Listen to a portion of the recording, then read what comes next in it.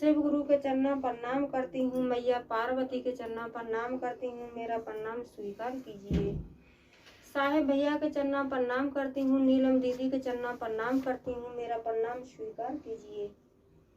सभी देवी देवताओं के चरणों प्रणाम करती हूँ, मेरा प्रणाम स्वीकार कीजिए। सभी गुरु बहन गुरु भाइयों को प्रणाम करती हूँ, मेरा प्रणाम स्वीकार कीजिए। साहेब भैया नीलम दीदी के माध्यम से हम 3 सूत्र मिला है। पहले में दया मांगना है, दूसरे में चर्चा करनी है, तीसरे में 1 से 8 बार से प्रणाम करना है। दया किस तरीके से मांगनी है कि जैसे दरवाजे पे भिखारी आता है, दया से भाव से कैसे भिक्षा मांगता है, इसी तरीके से हमें देवों के देव महादेव से आंचल फैला के दामन फैला के भिक्षा मांगनी है, दया मांगनी है। और दूसरे में आने जाने वाले व्यक्तियों को हमें बताना है, बहन हम शिव के शिष्य बन गए हैं, आप भी शिव के शिष्य बन जाइए। भाई हम शिव के शिष्य बन गए हैं, आप भी शिव के शिष्य बन जाइए। शिव के शिष्य बन के देखिए, बहुत लाभ होता है, बहुत फायदा होता है। और तीसरे में 1 से 8 बार से प्रणाम करना है। रुद्राक्ष की माला द्वारा कर सकते हो, सांस द्वारा कर सकते हो, उंगली द्वारा कर सकते हो, जैसे आपका मन हो, जैसे आप 3 सूत्र का पालन कर सकते हो। आइए आप सबका कमलेश भक्ति चैनल पर स्वागत है। मैं आपको और एक चर्चा सुनाने जा रही हूँ, और देवों के देव महादेव की कभी आधी चर्चा नहीं सुननी चाहिए, चर्चा पूरी ही सुननी चाहिए। आधी चर्चा सुनने पर देवों के देव महादेव का अपमान होता है, और पूरी चर्चा सुनने पर सम्मान होता है। इसीलिए कभी भी आधी चर्चा नहीं सुनना चाहिए। आइए आप सबका कमलेश भक्ति चैनल पर स्वागत है। मैं आपको एक चर्चा सुनाने जा रही हूँ। चर्चा बहुत सुंदर है, और हम इंस्टाग्राम पर भी हैं। इंस्टाग्राम पर देखा कीजिए और फॉलो कीजिए। और आप नए हो तो मेरे चैनल को लाइक शेयर कमेंट सब्सक्राइब कीजिए, और लास्ट में हर हर बोले ओम नमः शिवाय जरूर बोलिए। ये गांव था, तो उस गांव में और एक जैसे पति पत्नी रहते थे। तो एक उनके पास बेटा था। तो किसी भी कारण दोनों बुढ़ा और बुढ़िया की जैसे माता पिता की मृत्यु हो गई, तो बेटा था वो बेचारा अनाथ हो गया। तो बेटा था 10-12 साल का था, तो दोनों ही माता पिता की मृत्यु हो गई, तो बेचारा अनाथ हो गया। तो बेचारा क्या करता था कि इधर उधर अपना थोड़ा बहुत झाड़ी मजदूरी खेती क्यारी में काम इंसान करवाता था और खाता था। तो धीरे धीरे जो आज की ये गाय इतनी सारी गाय खेती में घूम रही हैं, गांव में घूम रही हैं। तो उसने एक दिमाग लगाया कि मुझे सूखी रोटी मिलती है खाने के लिए। तो उसने दिमाग लगाया कि इतनी सारी गायें घूमती हैं, तो मैं अपनी गायों की सेवा करूंगा। तो उसने क्या किया कि एक जंगल था, तो उसी जंगल में जा कर के और जितनी जो छूटी हुई गाय खेतों में घूमती हैं, तो वो क्या करता था कि उन्हीं गाय को और अपना इधर उधर से चारा काटता था और गायों को खिलाता था। और एक तालाब से पानी ला करके कभी नल से कभी तालाब से गायों को मानो पानी पिलाता था। तो वो अपना जो है इधर उधर जाना सब कुछ छोड़ दिया और गायों की सेवा करने लगा। तो गाय थी दूध देती थी, तो उसी दूध को और बेचारा अपना खाता पीता था और उसी से अपना समय गुजारता था, और गायों के लिए अपना चारा पट्टा घास यार फूस करता रहता था, और गायों के पीछे ही अपना लगा रहता था। तो कहता था कि हे गाय माता मेरी तो आप ही माता हैं, हे गाय माता मेरी तो आप ही माता हैं। तो कहते हैं कि गाय के अंदर तो इतने देवी देवता करोड़ों देवी देवताओं का वास होता है। गाय माता की तो हर कोई पूजा करता है, गाय माता तो माता है, तो वो यही सोच करके और अपने गायों की सेवा करता था। और जो गाय दूध देती थी बेचारा उसी को अपना खाता था और उसी से अपना गुजर बसर करता था, जंगल में रहता था। तो एक दिन राजा गए थे वहां से शिकार खेलने के लिए। राजा उसी जंगल से जा रहे थे। तो राजा ने उस अनाथ बेटे को देखा, अनाथ को देखा तो कहने लगा कि तू तो एक चोर है और तूने कहाँ कहाँ से गाय को चुरा करके तू लाया है। तो वो बेचारा अनाथ तो था ही और राजा से हाथ जोड़ करके कहने लगा कि राजा साहब, मैं चोर नहीं हूँ और मैं तो गायों की सेवा करता हूँ। और गाय जो खेती में घूमती हैं, किस आदमी छोड़ देते हैं, तो उन्हीं गायों की सेवा करता हूँ। और जो गाय थोड़ा बहुत दूध बूंद देती हैं उसी से अपनी गुजर करता हूँ। लेकिन राजा की बात कौन टाल सकता है। तब बेचारा हाथ जोड़ करके कहने लगा, लेकिन राजा गरीब की, अनाथ की एक भी बात नहीं माना। राजा ने अनाथ की, बच्चे की कोई बात नहीं मानी। तो राजा ने क्या कहा कि अगले दिन और मीटिंग होगा, तू मीटिंग में आना और तू चोर है, तुझे जरूर आना होगा मीटिंग में। तो बेचारा अनाथ तो था ही, उसके पास तो न माता न पिता न बहन न भाई, बेचारा अनाथ था।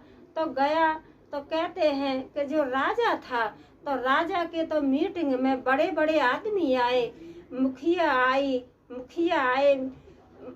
आए और बड़े बड़े आदमी आए, नेता आए, प्रधान आए, सारे बड़े बड़े आए।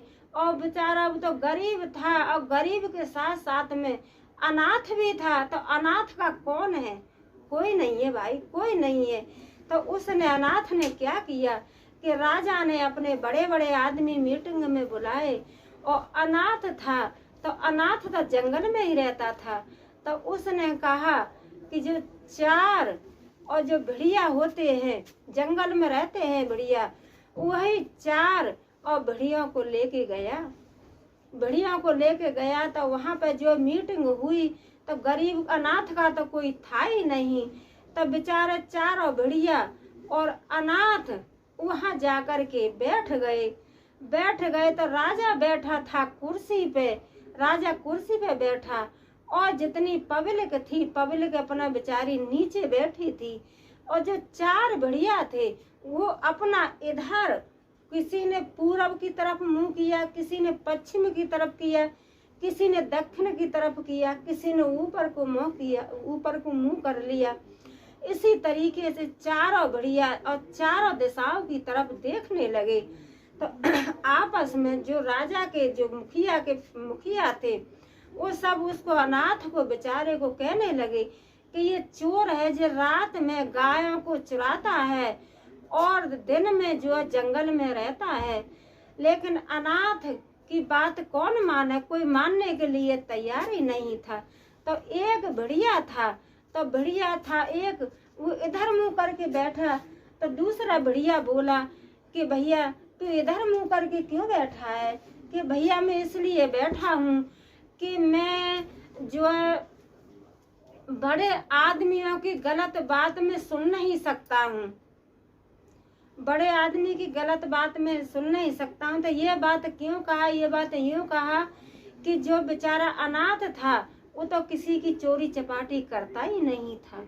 वो तो बेचारा अपना गायों की सेवा करता था और अपना जंगल में ही रहता था। उसके तो न माता थे, न पिता था, न बहन थी, न भाई थी। और जो दूसरा वाला भेड़िया था वो ऊपर को मुंह करके बैठा। तो तीसरा भेड़िया कहने लगा कि भैया तू ऊपर को क्या देख रहा है? तो भेड़िया कहने लगा कि भैया मैं ऊपर को इसलिए देख रहा हूँ कि बादल फटने वाला है। तो इसी तरीके से, और फिर जो तीसरा भेड़िया था वो अपना इधर देख रहा था। तो चौथा भेड़िया कहने लगा कि भैया तू उधर क्या देख रहा है? तो वो तीसरा वाला भेड़िया वो कहने लगा कि भैया मैं गलत न देख सकता हूँ और न सुन सकता हूँ। न गलत कानों से सुन सकता हूँ और न गलत आंखों से देख सकता हूँ।